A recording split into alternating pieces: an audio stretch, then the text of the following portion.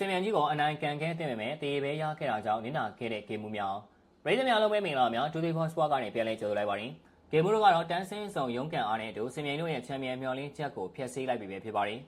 ပရီးမီးယားလိဂ်ရာသီကုန်ကန်ဤဆိုရင်တန်းစင်းဆောင်လာကအသင်းတွေဟာမှတ်ပေးကြားထိပ်ကအသင်းကြီးတွေကိုဒုက္ခပေးတတ်တာထုံးစံပဲဖြစ်ပါတယ်ဒီပွဲဟာနှစ်သင်းစလုံးအတွက်ဖိအားများခဲ့ပြီးမီဒီယာဒါဘီဆိုတဲ့အတိုင်းရှုံးတဲ့အသင်းကနင်းကန်လေးခွာတိုက်ခံရမှာပါအခုလိုတေးကြသွားခဲ့တာကပဲခုနှစ်ရက်သားသမီးတွေအတွက်နားချမ်းသာစီမာလည်းဖြစ်ပါတယ်ဂိမ်းမှုတို့ဟာအနိုင်ရနိုင်တဲ့ခွင့်ရတွေရခဲ့ပြီးတိုက်စစ်ကညံပြင်းလွတ်လွတ်သာနှစ်မှတ်နစ်နာခဲ့ရတာပါဂိုးပေါင်းပြောင်းနေတာနှစ်ပေါက်နေပြီဖြစ်တဲ့ဝိုင်လန်ကညံပြင်းခဲ့တယ်လို့ဇက်စီတို့မာဇာရီတို့ကလည်းဂိုးသမားတဲ့ကန်ခဲ့မိတာဖြစ်ပါတယ်တစ်ဖက်မှာစင်မြန်တို့ကလည်းနိုင်ကြေးရှိတဲ့အခွင့်အရေးတွေရခဲ့ပေမဲ့တိုက်စစ်မှုမရှိတဲ့တန်ကိုခံနေရပြီးအပိုင်းအလုံးတေတောင်ဂိုးမဖြစ်ခဲ့ဘူးဖြစ်ပါတယ်နှစ်သိန်းပရိသတ်တွေကတော့ကန်ဆိုးလို့မနိုင်တာတဲ့ဆိုရခံစားချက်တွေကိုရောကန်ကောင်းလို့မရှုံးတာဆိုတဲ့စိတ်ခံစားချက်တွေကိုပါတပြိုင်နက်တည်းရသွားလောက်ကြမှာပါနှစ်သိန်းစလုံးကတော့ဒီရာဒီမှာအခြေအနေမကောင်းလို့ဘေးလင်းပြောင်းမနေကြရပြီးတိုင်ပတ်လို့ရိုင်းထွက်ကပရိသတ်တွေကိုစိတ်ဒုက္ခကိုစီပေးနေကြတာဖြစ်ပါတယ်စင်မြိုင်တို့ကတော့ပြီးခဲ့တဲ့ပွဲမှာ PSV ကို9ဂိုးတွေပါရောင်ရမ်းပြီးသွင်းခဲ့သေးတာမို့ဂိမ်းမှုတို့ကိုအိတ်ချင်မှုတူများလှုပ်သွားမလားထင်မှတ်ခဲ့ရတာပါဒါပေမဲ့လည်းအိတ်ချင်မှုတူလုံးနိုင်ဖို့နေနေတာကကိုပါတဲ့ကိုတော့အမတ်ဗလာနဲ့အိမ်မပြန်ရအောင်မနှဲလှုပ်လိုက်ရတာဖြစ်ပါတယ်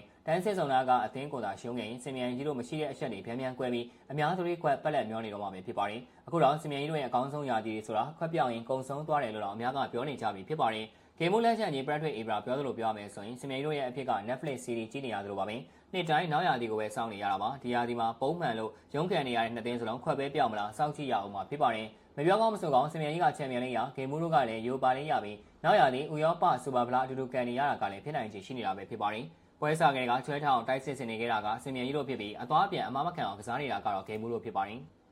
တိုက်စစ်မှုစစ်စစ်မရှိတဲ့စင်မြိုင်တို့ဟာဘောလုံးကိုပေါက်ရှေ့ရောက်ရင်ဘာလို့ဘာကန်ရမှန်းမသိတိုင်ပတ်နေတာဖြစ်ပါတယ်။ဦးနနာဆိုတာကိုပေါက်တဲ့ရင်ကိုဂိုးပေးရင်းနေရတဲ့ကိုသမားမျိုးဖြစ်ပြီးဒီလိုကိုသမားမျိုးကိုတော့ဂိုးမသွင်းနိုင်ဘူးဆိုတော့စင်မြိုင်တို့တိုက်စစ်ဘလောက်အထိအခြေအနေဆိုးလဲဆိုတာမြင်နိုင်မှာပါ။ဘောလုံးကိုဂိုးပေါက်တဲ့အောင်ကန်နိုင်ရုံနဲ့ဂိုးရမယ်ဒီပွဲမှာဂိုးပေါက်တောင်တဲ့အောင်မကန်နိုင်ခဲ့ကြဘူးဖြစ်ပါတယ်။ပွဲစား3မိနစ်မှာဂိတ်ခံစကစားမတွေရဲ့အမားကနေမာရီနိုခွင့်ရောက်ခဲ့ပေမဲ့ဦးနနာကဝယ်နိုင်ခဲ့ပါတယ်။နောက်ချက်ပွဲချိန်9မိနစ်မှာအိုရီဂန်ရဲ့ထိုးဖောက်လာမှုကိုမာရီနိုအပိုင်ကန်ခဲ့ပေမဲ့ဂိုးဘေးကနေကတ်ထွက်သွားခဲ့တာကနှမျောစရာကောင်းလုံးခဲ့ပါတယ်။ပွဲစားချိန်37မိနစ်မှာ Trossard ရဲ့ကန်ချက်ကောင်းမွန်ခဲ့ပေမဲ့ဂိုးဘေးကပတ်ထွက်သွားခဲ့တာလည်းနှမျောစရာပါပရမိုင်းတစ်ပိုင်းလုံးမှာတောက်ချောဖိကန်နေရပြီးတိုင်ပတ်နေတဲ့ဂိမ်းမှုတို့ဟာကြောက်ခဲရေပေါ်ခဲ့ပြီးပရမိုင်းဖိကန်တွေမှာရရှိခဲ့တဲ့ free kick ကနေဘရူနိုကဂျိုင်းရဲ့ကန်တွေကဥဆောင်ကိုရသွားခဲ့တာပဲဖြစ်ပါတယ်ဒုတိယပိုင်းမှာဆိုရင်စင်မြန်ကြီးတို့ကပဲဘောလုံးပိုင်ဆိုင်မှုတာကြီးယူကဆက်ဖိခဲ့ကြပြီးဂိမ်းမှုတို့ကတော့တစ်ချက်တန်မြန်တိုက်စစ်ကနေစင်မြန်ကြီးတို့ကိုဒုက္ခပေးခဲ့ပါတယ်ပွဲစားရင်58မိနစ်မှာဂါနာချွဲရဲ့ခင်မင်းမှုကနေစန်စီနောက်ပွားနဲ့ပိတ်ပေမဲ့ကိုသမားအုံဒနာကောက်ခွင့်နိုင်ခဲ့ပါတယ်ဒီလိုနဲ့ပွဲချိန်84မိနစ်မှာတော့စင်မြန်ကြီးတို့ခြေပါကိုရသွားခဲ့ပြီးတင်းမရဲ့ထိုးပေါက်ခံနေမှုကနေဒီဂလန်ရိုက်ကအပိုင်ကန်သွင်းယူသွားခဲ့တာဖြစ်ပါတယ်ရိုက်အနေနဲ့ဂိုးသွင်းပြီးတော့အောင်ပွဲခံချိန်မှာ Old Trafford ကွင်းကြီးတွေကရိုနယ်ဒိုရဲ့စိတ်လျှော့ထားဆိုတဲ့ပုံစံတိုင်းအောင်ပွဲခံသွားခဲ့ပါတယ်